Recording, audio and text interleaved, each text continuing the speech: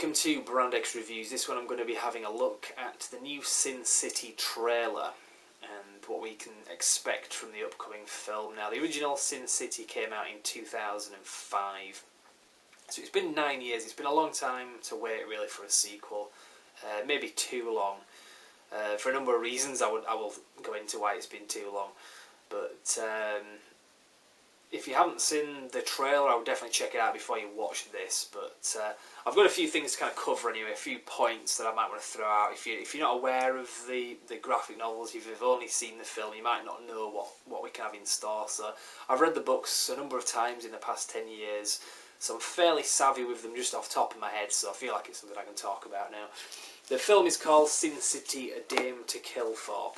And that is book number 2. As I say, there are 7 books, and I did review these. I think it was one of the first reviews I did back in October when I started doing Brand X reviews. And so 7 books, and the first film covers books 1, 3 and 4. A Dame to Kill For is book number 2, so this is the one that they skipped. So they're going back and just kind of doing the unfinished business with it. Now, what happens in this book is you meet Dwight McCarthy. That's a character that was played by Clive Owen in the original film, which was based on book 3.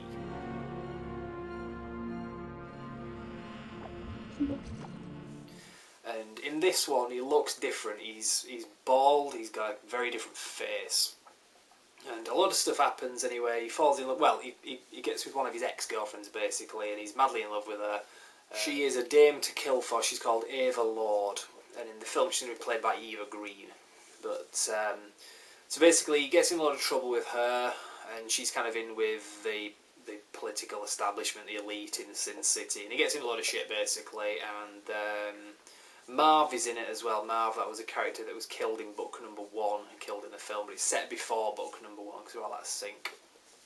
But like I say, the Dwight McCarthy character, he looks very different, and he gets messed up basically, and he nearly dies. He has his face changed, and now he looks more like the character that we know as the Clive Owen version of Dwight McCarthy because he had his face changed, which was even referenced in the film because they make reference to him coming back with a new face, which if you'd only seen the film you wouldn't get. It was a reference from this story, so you will get to see what that is about basically in the film when they cover this.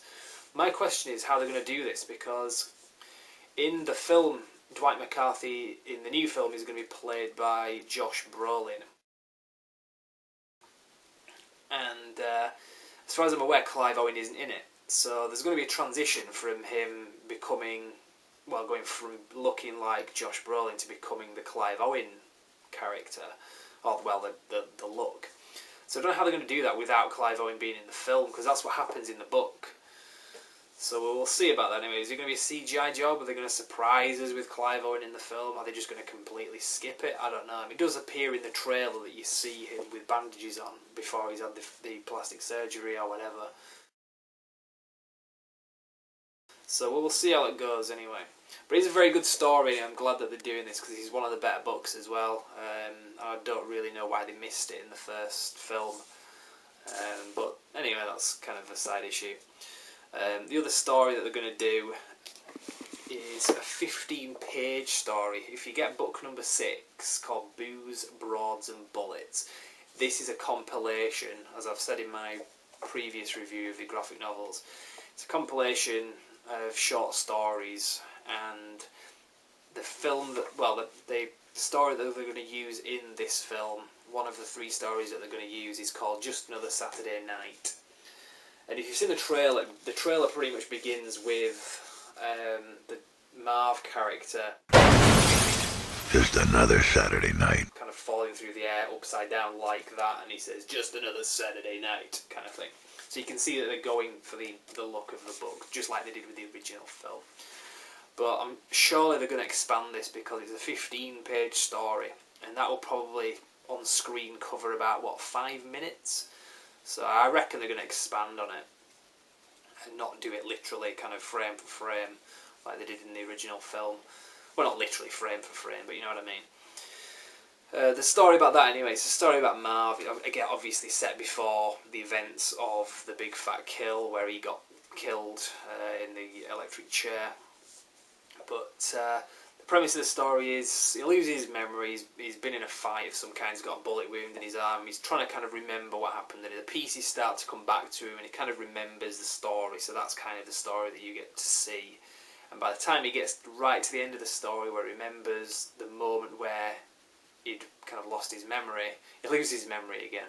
So he'd obviously kind of have to start from the beginning again. So it's kind of a comedy angle to it. Well, they all have a comedy angle to them. But I thought it was a pretty funny short story anyway. So we'll see how they do it. Because like I said, 15 pages, that'll barely cover 5 minutes in the film. But that's the other story they're doing. Now there is a third story. I've just kind of got it up the notes here with what they're going to do. It's called The Long Bad Night, and I have no idea what it's about. It's a new story that's never been published, and it's made for the film, pretty much from what I understand. So I don't know exactly what that's about, so we will have to wait and see.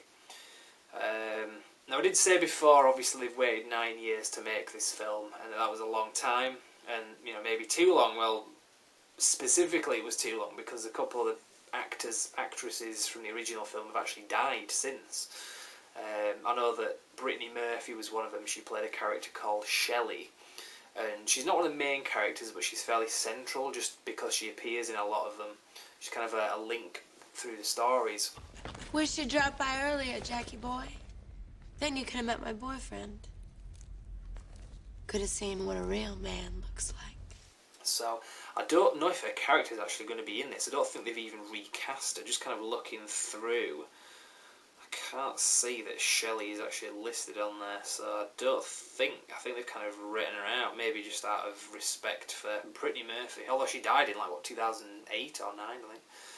But they have recast the Michael Clark Duncan character, Minute. He's now going to be played by an actor called, if I can find him, Dennis Haysbert, who I'd look him up on IMDb, you'll probably recognise him. He's been in quite a lot of stuff. I've not really watched 24 much, but that's probably what I recognise him from the most.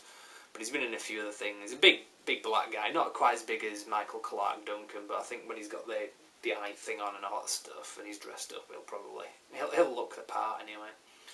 But who else have we got anyway? So as I say, Eva Green has been cast. She's a very good actress. She's recently appearing in the 300 sequel. She was probably most notably in Casino Royale as the Vesper Lind character, and she's pretty fit as well. So she's the character from A Dame to Kill For, the book, and she is the Dame to Kill For, as I say. She's called Ava Lord. She's a very manipulative, very evil woman. So be a fun character to see anyway. Joseph Gordon-Levitt is in this as a character called Johnny. Now, as I say, I'm going off my memory. I don't remember a Johnny character in the books, so I'm thinking this will be a new character for the new story that they've come up with for the film.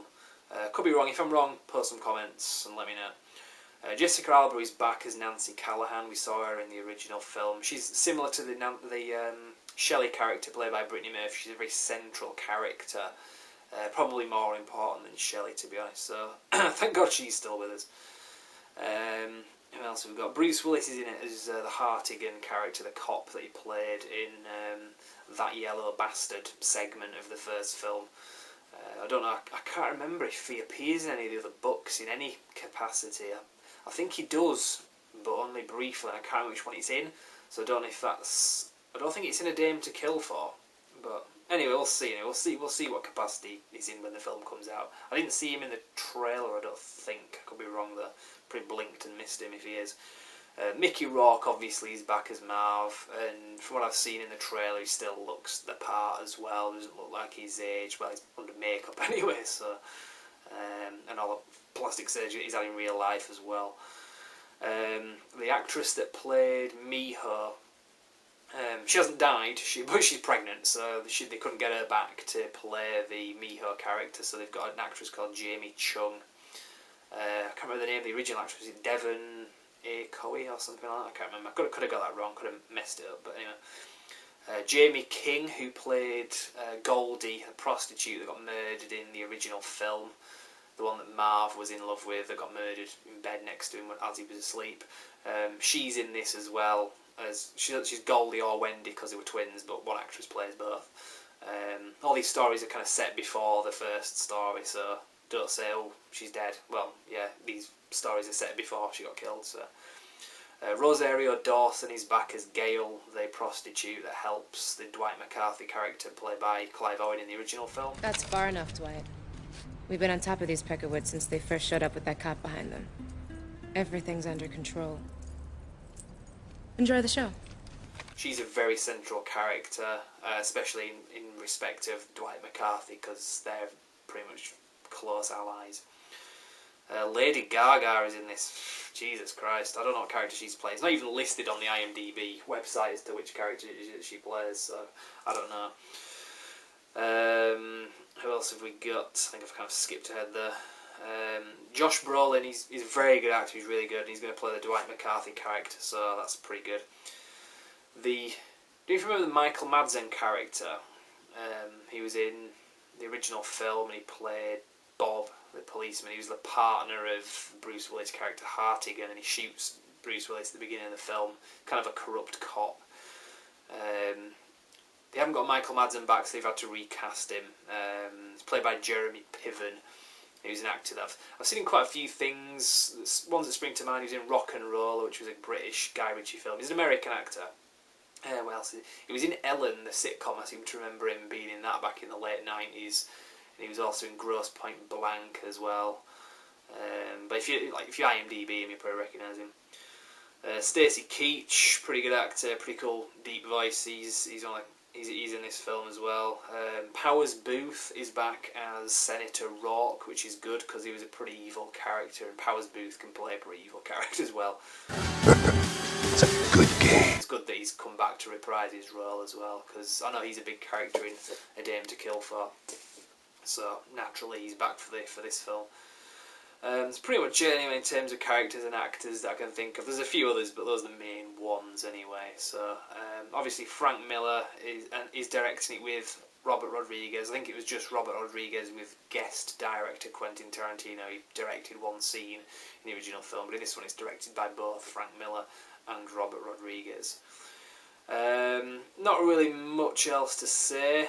As I say, I'm fairly savvy with the original graphic novel, so I'm kind of rambling off the top of my head and also having some kind of side notes off this tablet that I'm using. But yeah, nothing really else to add anyway, so I'll kind of leave it there. But if you have anything you want to add, if there's anything I've missed out or anything I might have got wrong, it happens. Leave comments on the website brandexreviews.com, or go to the YouTube channel. You can leave comments on there or just on the video post itself. But I'll leave it at that anyway. Until there's any more news or any other trailers out for this film, I will be following it as things develop, so feel free to check out. We've also got plenty of other videos up there, other reviews of films, trailers, games, graphic novels, all that kind of stuff. So if you're into that, go nuts, check the videos out, and we will see you next time. Thank you very much for watching.